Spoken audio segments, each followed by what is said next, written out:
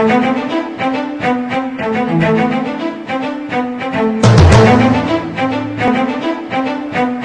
په عمر کې بوډا زړه یې سلمی دی ځان کې اتفاق پیدا کړو او دا تسنس پښتون چې کوم دی بیا هم شعر و شاعري او ادب یا د خبره ده یا د پښتون افغان وطن هغه قوم کې چې شاعر نومیالي او هغه شاعران چې واقعا هغوی د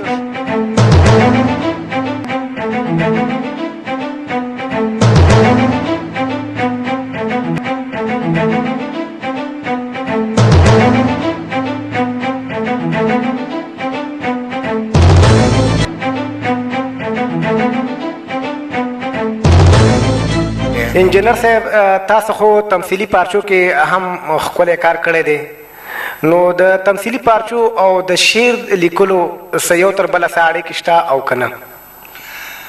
خبره خدا ده بې له شکه په نړۍ کې دغه ټول شیونه یا ټول توکي یا هر څه چې دي دا د یو بل سره بې له شکه دا خو ټولنه ده او په ټولنه کې که تمثیلي پارچې دي او که شاعر دی دا د کلتور طبیعي خبره ده یوه برخه ده او کلتور بیا د طبیعت یوه برخه ده نو چې کله خبره د کلتور راځي په کلتور کې دغه ټول شیان سره که شاعري ده که ادب دی او که تمثیل دی یا هنر دی دا سره تړلي دي شاعران اکثره ډېر څه لیکي او ډېر څه راوباسي هغه پټ پټ شیان راوباسي او یا لیکوالان یا ادیبان هغه څه چې خلکو ته معلوم نه وي یا ډېر پټ وي راوباسي او طبیعي خبره ده چې ممثلین هغه به په عمل کې پلي کوي یا په عمل کې پیاده کوي او هغه د پردې په مخ یا خلکو ته په ادا په حرکاتو کې په سکناتو کې هغه ښیي نو بې له شکه دا سره اړیکې لري او ما هم په د 1983 کال نه را په دې خوا د تمثیل په برخه کې مې کار کړی دی په افغانستان کې د هنر او ادبیاتو په شعبه کې ومه تقریبا 1.5 کال هلته ومه او د هغې نه وروسته چې کله کله داسې په غیر رسمي ډول باندې په بعضو پروګرامونو او ځینو ځایونو کې برخه اخیستې ده او د تمثیل سره هم زما ډېره زیاته مینه ده واقعا چې تمثیل زما ډېر خوښیږي او د زړه شی دی او خوند راکوي چې ما ته څوک یو رول راکړي او زه هغه رول ادا کړم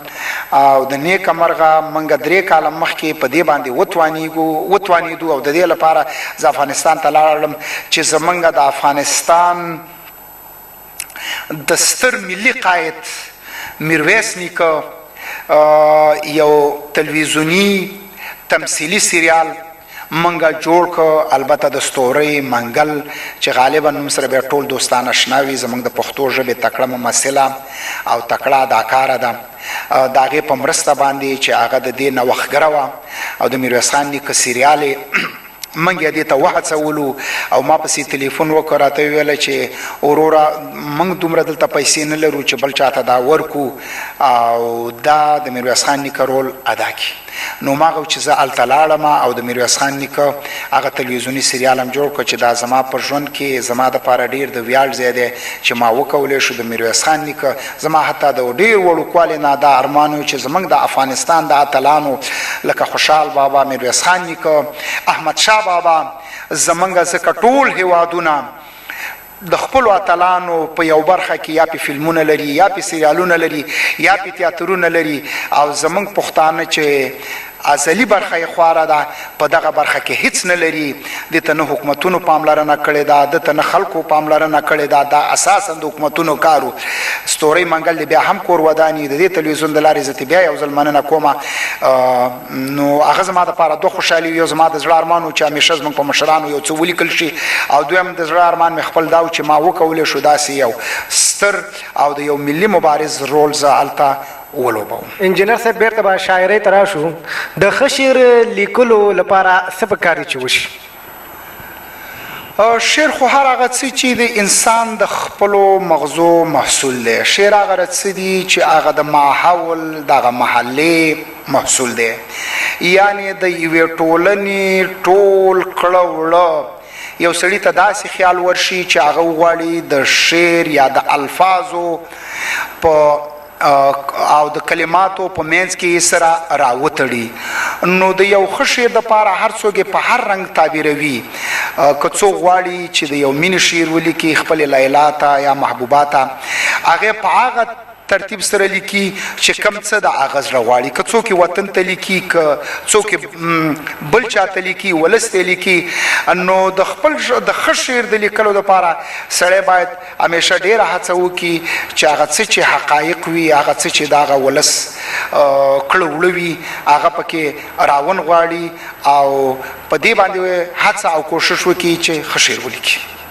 انجینر صاحب، زمونږ د حجري مینوال لا که د خپلې شعري ټولګې څخه کوم یو شعر مې انتخاب کړی دی چې ډالۍ کړي تاسو؟ د نیکه په نوم به څوک کړي افتخار، بې له شکه د دې خاورې و سردار. د دې خاورې د خپل وختو اتلان، د افغان وطن ایښی دی پرې ایښی دی یادګار. نو اوس وخت دی د پخوا نه بدل شوی، په جګړو او په ټوپک نه کیږي کار. د عدم تشدد وخت دی راغلی، اوس د سوله واقعي راته پکار. د جګړو نه باید نور لاسونه واخلو، په نفرت او په نفاق وکړو ګزار. د پوهنې سانړۍ د وستړلې، کمپیوټر او د تخنیک سه سروکار. دا نړۍ د اوس د علم او د ساینس کړو ځانونه نور هر څه نه خبردار. ای افغانه د غفلت نه راویښ شه، د نړۍ سه برابر د که روزګار. د نفرت او د جګړې نه څه جوړیږي، ورورګلوۍ کې یو د بله نشئ زار. د عرفان او د پوهنې لار کړئ خپله، د دې لارې شئ د خلکو خدمتګار. که په صدق نن لاسونه سره ورکړو، د افغان وطن به شي ګل او ګلزار. که راویښ نو شو د خوبه د غفلته، هر افغان وینمه تل نور خوار و زار. که د سولې ناره نوره پورته نه کړو، بدمرغیو نه مو ډکه ده دا لار. که زما خبرې اوس یو څه ترخې دي لپاره د راتلونکي ښه کردار. رؤفي خبرې ښه په غور واورئ، خیر که تریخ دی دا مهال مې دا گفتار. انجینر صاحب، ډېره مننه چې زموږ ادبي او سیاسي حجره کې تاسو ګډون وکړو. ستاسو نه هم ډېره مننه. خدای مو روغ او جوړ لره، او دغه لیدونکي او اوریدونکي د خدای تل روغ جوړ او سوکاله لري.